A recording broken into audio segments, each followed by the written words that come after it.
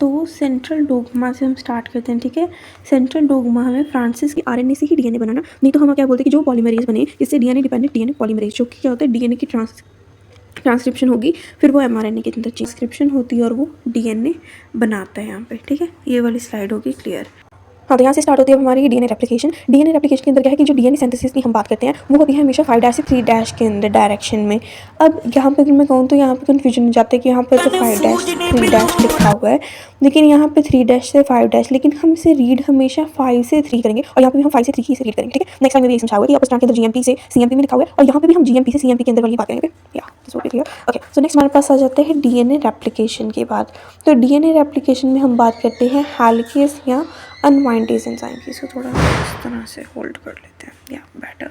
सो यहाँ पर सबसे पहले जो हमारे पास डबल स्टैंडर्ड डीएनए है वहाँ पर हेलिकेस या अनवाइंडेज एंजाइम आ जाएगा, जो कि बाइंड करेगा पर्टिकुलर रीजन के अंदर डीएनए में, जो कि होगा एटी रिच रीजन। अब एटी रिच रीजन को क्यों? क्योंकि ए और टी के अंदर जो हाइड्रोजन बॉन्ड होते हैं वो डबल बॉन्ड होता है और जी और सी के अंदर जो होता है हाइड्रोजन बॉन्ड वो ट्रिपल बॉन्ड का होता है, इसलिए हम एटी रीजन वहाँ पर कम एनर्जी लगेगी, इसलिए हम उसको चूज करते हैं। तो जो वो रीजन होगा उसे हम करने के लिए यहाँ पर एक हम क्या यूज़ करते हैं, डीएनए गायरेज नाम का, ठीक है। वो एंजाइम होता है ये भी, तो ये कहते हैं यहाँ पर लिखा है ये टोपोआइसोमरेज, यहाँ डीएनए गायरेज ही कहा था, ठीक है। डीएनए गायरेज तो याद कर ले, वो ज़्यादा इजी है। तो वो क्या करेगा, एक स्ट्रैंड को, जैसे सपोज ये पीछे से सुपर कॉइलिंग होगी, इसकी एक स्ट्रैंड को कट करेंगे तो ये सुलझ नहीं जाएगा, वैसे ही हम क्या करते हैं कि इस स्ट्रैंड को वो कट कर देगा और इसको भी, तो यहाँ से वो सुलझ जाएगा और बाद में ये जो थी यहाँ पर रिपेयर हो जाता है, ओके। वो तो इस तरह की रेप्लिकेशन फोक बन जाती है।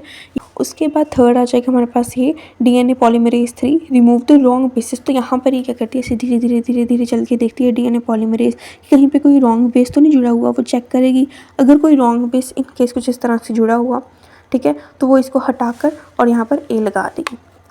तो यहाँ पे हो गया रेप्लिकेशन। रेप्लिकेशन के बाद हमारे पास ये कुछ इन्फॉर्मेशन दी हुई थी, पता नहीं तुम्हारी बुक में है या नहीं, पर चलो तो देख लेना, बाकी ईजी है सारा, रेप्लिकेशन तो होगी। उसके बाद हमने यहाँ पे बात की थी कि यूकैरियोट्स जो होते हैं उन